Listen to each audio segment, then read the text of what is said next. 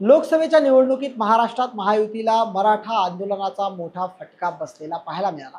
मराठवाड्याच्या 8 पैकी 7 जागांवर महाविकास आघाडीचे उमेदवार जिंकून आले, पण या 8ही जागांवर चालला तो मनोज जरांगे यांचा मराठा फॅक्टर। मराठा विरुद्ध ओबीसी असा वाद निर्माण केला जातोय आणि मराठ्यांच्या आरक्षणाला विरोध होतोय, अशा प्रकारची भूमिका मनोज जरांगे पाटलांनी घेतलेली आहे।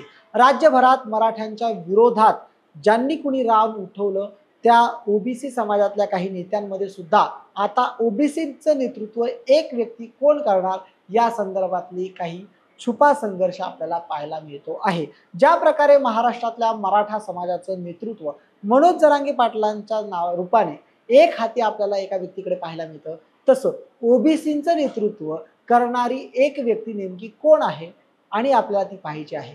यामध्येच आपण पाहिलं सुरुवातीच्या काळापासून ओबीसींची बाजू आणि मनोज जरांगेंच्या विरोधातली भूमिका जर कोणी घेतली तर ती म्हणजे राष्ट्रवादीचे मंत्री छगन भुजबळ। पण गेल्या काही दिवसांपासून ओबीसी आरक्षणामध्ये अत्यंत महत्त्वाची आंदोलनामध्ये उपस्थिती ज्यांनी लावलेली आहे त्या म्हणजे पंकजा गोपीनाथराव मुंडे। मग पंकजा मुंडे की छगन भुजबळ नेमकं कोण ओबीसी आरक्षणाच्या संदर्भात ओबीसी समाजाचं नेतृत्व करेल, मराठा आंदोलनाच्या विरोधात खरी भूमिका नेमकी कोणी घेतली, ओबीसींचा नेता खरा कोण, पंकजा मुंडे की छगन भुजबळ, पाहूयात ह्या व्हिडिओमध्ये। नमस्कार, मी आहे अनिकेत, तुम्ही पाहताय महाराष्ट्र भूमी। ओबीसी समाजाचं नेतृत्व आजवर अनेक नेत्यांनी केलं। भारतीय जनता पक्षाला आधीपासूनच जर आपण पाहिलं तर ओबीसी समाज हा भाजपच्या पाठीशी उभा राहिल्याचं आपल्याला पाहायला मिळालं। आपण जर पाहिलं सुरुवातीच्या काळापासून महाराष्ट्रात गोपीनाथराव मुंडे, एकनाथ खडसे यांसारख्या ओबीसी चेहऱ्यांनी भारतीय जनता पक्षाला समाजाच्या तळागाळात पोहोचवण्याचं काम केलं।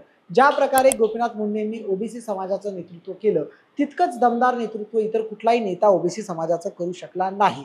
पण महाराष्ट्रात जेव्हा गेल्या काही महिन्यांपासून मराठा आंदोलनाची झळ महाराष्ट्राच्या कानाकोपऱ्यात पोहोचली, मराठा समाजाचं नेतृत्व म्हणून मनोज जरांगे पाटलांकडे पाहायला गेलं, तेव्हापासून ओबीसींच्या बाजूचं भूमिका जर कोणी घेतली असेल तर ती म्हणजे राष्ट्रवादी अजित पवार गटाचे नेते आणि मंत्री छगन भुजबळ यांनी।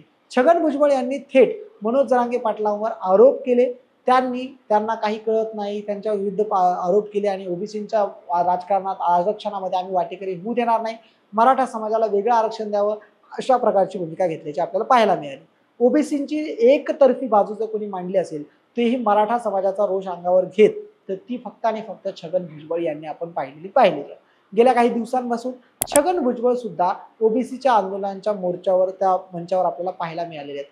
पण हीच जी स्पेस आहे ती राष्ट्रवादी अजित पवार गटाकडे आहे। पण ज्या पक्षाला, ज्या भाजपच्या पाठीशी आपण ओबीसी समाज मोठ्या प्रमाणावर उभा राहिलेला पाहिला, त्याच भाजपच्या पाठीशी त्या भाजप पक्षातून ओबीसी चेहरा असलेल्या पंकजा मुंडे यांना डावलण्यात आलं। पंकजा मुंडे यांचा ज्यावेळी लोकसभेत पराभव झाला त्यानंतरच त्यांच्या राजकीय पुनर्वसनाची चर्चा सुरू होती आणि तेच राजकीय पुनर्वसन कदाचित राज्यसभेच्या माध्यमातून होऊ शकतं आणि नंतर पंकजा मुंडे यांना केंद्रात मंत्रिपद मिळू शकतं असं देखील बोललं जातोय। आणि म्हणूनच पंकजा मुंडेंच्या रूपाने एक असा चेहरा, एक असा ओबीसी चेहरा उभा करायचा जो महाराष्ट्रामध्ये या ओबीसी समाजाचं नेतृत्व करू शकतो। आणि म्हणून जर आपण पाहिलं गेल्या काही महिन्यांपर्यंत ज्या पंकजा मुंडेंनी कधीच मराठा समाजाच्या विरोधातली भूमिका किंवा जरांगे पाटलांच्या विरोधातली भूमिका घेतली नव्हती, त्याच पंकजा मुंडेंची गेल्या काही दिवसातील वक्तव्य आता संपूर्णतः ओबीसींच्या बाजूची आणि मनोज जरांगे पाटलांच्या आंदोलनाच्या विरोधातली वक्तव्य आपल्याला पाहायला मिळतात। आणि यातूनच आता ओबीसी नेतृत्वामध्ये नेतृत्व करण्यासाठीची स्पर्धा आपल्याला पाहायला मिळू शकते। असं म्हटलं जात आहे की छगन भुजबळ जे राष्ट्रवादी अजित पवार गटाचे आहेत त्यांनी ज्या प्रकारे ओबीसींचं नेतृत्व आपल्या हातात घेतलेलं आहे, अगदी त्यांनाच प्रतिस्पर्धी म्हणून पंकजा मुंडे यांना समोर केलं जात आहे।